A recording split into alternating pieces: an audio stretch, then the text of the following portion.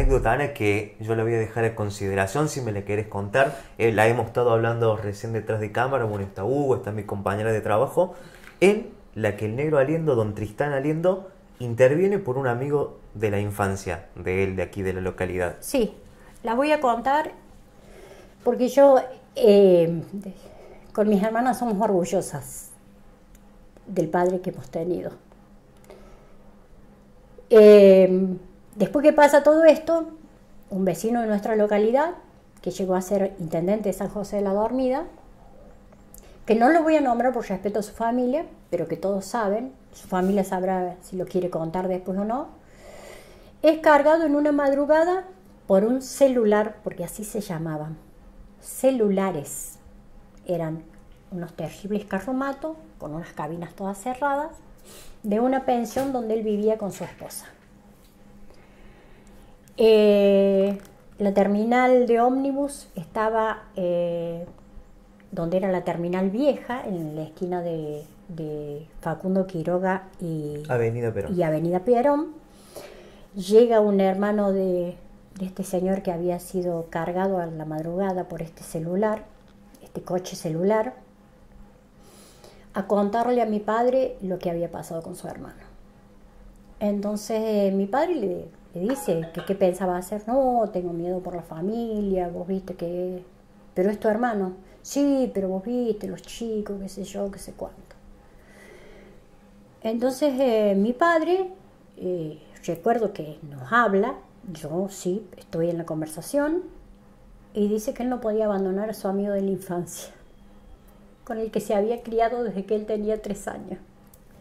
Y que en estos terrenos, donde se hace este barrio y los terrenos del frente, todo esto eran las quintas del padre de este señor que se había desaparecido en una madrugada. Que habían chupado. Como se decía. Entonces mi padre decide salir en la búsqueda de su amigo del alma. Viaja a la ciudad de Córdoba y se presenta en el comando radioeléctrico, en la calle Mariano Moreno, donde estaban los servicios de inteligencia de la policía de la provincia. Con tanta suerte que se encuentra con un amigo de él que había sido su compañero en bomberos de la policía de la provincia, porque mi padre en el 55 fue bombero de la policía de la provincia. Y este señor, haciendo honor a ese compañerismo, este comisario de apellido Nieto, le dice que se quedara tranquilo, que lo iban a ubicar. Así fue como lo ubicó en Chacras de la Merced a su amigo, y se vino con la tranquilidad de saber que a su amigo no le podía pasar nada porque él ya lo había visto. Y al cabo de un mes, después de haber sido torturado, apareció el amigo acá en el pueblo. Y tuvimos la suerte de tenerlo como intendente. Ana, ¿tuvieron conocimiento de otros casos como el de esta persona que hayan sido secuestrados, o la palabra chupados, que es como se usaba en esa época decir? Acá en el pueblo tuvimos 2 casos más, que fue por una... Sinceramente, yo no era tan chica, tenía 14 años. Sabemos que fue una broma de muchachones que no habían tomado conciencia de la gravedad en la que estábamos, y fueron captados y fueron llevados, detenidos, torturados, pero no soy quien yo para tocar el tema, por respeto a ellos y a sus familias, ¿no? Pero sí, hubo 2 casos más, pero que sinceramente, al igual que el negro Aliendo, tampoco tenían nada que ver. Porque llegó un momento que uno sentía hoy, desde el ojo de hoy, me doy cuenta, mirándolo con esta óptica, de que parecía de que si yo te apuntaba, era como que me ganaba un punto. Y el hecho del mote del negro subversivo se lo debemos a 2 o 3 personas nada más. Algunas ya descansan en paz, pero hay otra que todavía convive con nosotros. Lo importante es haber aprendido, a pesar del dolor que a mí me provoca, que hay que separar, que no hay que ser reaccionario.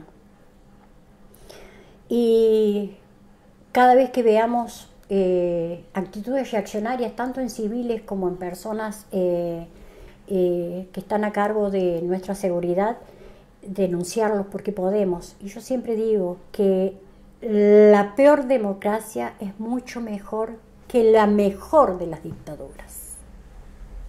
Ana, en ese tiempo, con tu corta edad y con tus pares que te relacionabas, ¿notabas, respirabas que la población tenía ese miedo, que se había dado resultado el terrorismo de Estado? En este pueblo no. En este pueblo no. Lo podías notar en las personas que podían ralearse de vos. En aquellos padres que pueden haber dicho no te juntes con, pero no te puedo decir porque uno no discernía en ese momento, no tomaba dimensión. Hoy cuando lo ves, vos te das cuenta quiénes se separaron y quiénes no. Sí. Pero en ese momento no. Hay otra anécdota, Ana, que yo no quiero dejarla fuera de la nota, que fue cuando se inauguró el edificio de la Escuela Francisco Narciso Laprida.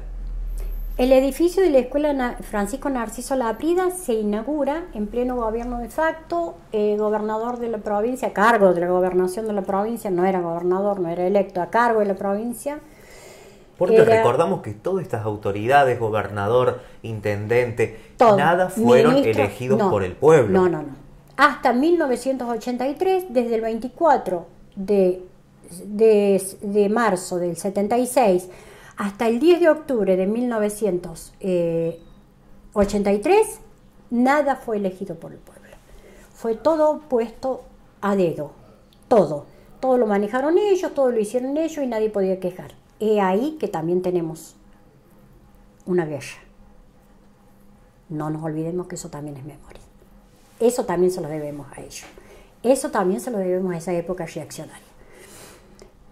Inauguran la Escuela Francisco Narciso Laprida, el edificio nuevo, el que está ahora en la calle Facundo Quiroga. Viene un brigadier, Martínez Thompson, de apellido. A cargo de la gobernación era Lacabañe era el apellido. A inaugurar la escuela. Procede a inaugurar el edificio, qué sé yo. Terminado el acto, nosotros habíamos ido con nuestra bandera desde la escuela secundaria, recién inaugurada como IP, es decir, venía del bachiller común, que se le llamaba, había pasado hacía un par de meses a hacer escuela agrotécnica, a hacer el famoso IPEA número 15. Este hombre, acompañado por un séquito de militares también, me le paro y le pregunto que si yo podía hablar con él. Me dice que sí. Es más, me conduce a lo que hoy es la dirección de la escuela, me conduce a ese lugar, me acompañan un grupo de compañeros míos y le cuento la historia de esta escuela, de cómo había sido, que era una escuela agrotécnica pero que no teníamos absolutamente nada. Y le dice a otro militar que estaba parado al lado de él que tomara nota. Toma nota, qué sé yo. Al otro día me presento a la escuela, suspendida. Alumna suspendida. Por haber hablado con esta autoridad. Por haber hablado con este brigadier. Bueno, la cuestión de que vengo a mi casa, aviso de que yo estaba suspendida, mi papá va, habla, no sé cómo habrá hablado, qué sé yo. La cuestión es que me levantan la suspensión. Pero lo lindo de esto es que a los 15 días estábamos sentados en la plazoleta del hospital, porque ahí nos sentábamos y no teníamos dónde trabajar, y llegó un camión del ejército, un equipo, y nos descargó las primeras herramientas para que el IPEA número 15 empezara a funcionar. Como escuela agropecuaria. Como escuela agropecuaria nos mandaban colmenas, palas, pico, bueno, todo como para que arrancáramos. Y ahí pone primera... Y ahí pone primera el IPEA. El IPEA. ¿Por qué lo traemos a colación? Porque hace muy poquitos meses, apenas el año pasado, estuvimos en la celebración, en el festejo de un nuevo aniversario del colegio. Sí, yo siempre digo, es decir, es muy lindo todo lo que hace la escuela como escuela, es decir, con estas especialidades que tiene, pero nadie sabe cómo comienza. Es decir, comenzó un grupo de 7, 8 varones y 4 mujeres llevando picos y palas de nuestras casas para que hoy el IPEA sea lo que es. Pero, por eso digo que es lindo cuando uno aprende a separar, porque dentro de todo este dolor que nos convocaban esos años, hubo un brigadier que se paró y escuchó a esta chica de 14 años y tomó nota del pedido. Tomó nota del pedido y nos mandó el pedido.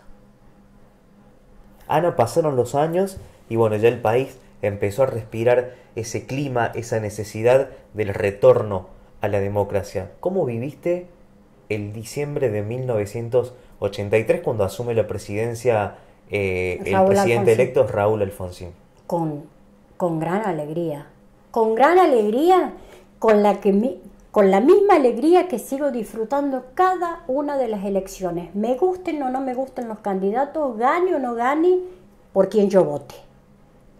Porque de eso se trata de disfrutar vivir en democracia. Porque ni siquiera un ápice de esta nota hubiéramos podido hacer en 1982, no estoy hablando del 76, estoy hablando del 82, no hubiéramos podido hacer. Qué importante ese mensaje, Ana, porque para personas, para generaciones como yo que han nacido, yo nací en plena democracia, nací en el año 91, y todo esto que me estoy enterando lo sé por estudio o por entrevistas como en este caso. Sí, y yo siempre digo, para que no nos desvirtúen la memoria, para no desvirtuar los hechos, aboquémonos a los libros. Porque el golpe militar se gestó con civiles al medio, que es muy triste. Por eso cuando los civiles, en el poder o no en el poder, empiezan a denostar la democracia, o empiezan a pedir subliminalmente que esto se acabe, hay que tener cuidado. Porque Ana, en el 76 también hubo civiles que pedían que esto se acabe. Fue un hecho que no se gestó únicamente en la madrugada del 24 de marzo. No, vayamos al 6 de octubre de 1975. Hay un decreto nacional de urgencia que lleva número 2772 y léanlo. Es el decreto, si no me equivoco, que autoriza a que las Fuerzas Armadas intervengan en lo que era la guerrilla en la selva tucumana. Sí. Ahí se empieza a gestar. Ana, en esta época vienen la palabra memoria, verdad y justicia. ¿Con qué mensaje te gustaría que cerremos esta entrevista? Justicia. ¿Y por qué justicia? Porque hemos vivido con un padre que fue acusado injustamente de ser un negro subversivo. Y porque se fue a la tumba sin haber leído su sobreseimiento de un hecho aberrante del que había sido injustamente acusado cuando él fue el presidente de nuestra cooperativa eléctrica.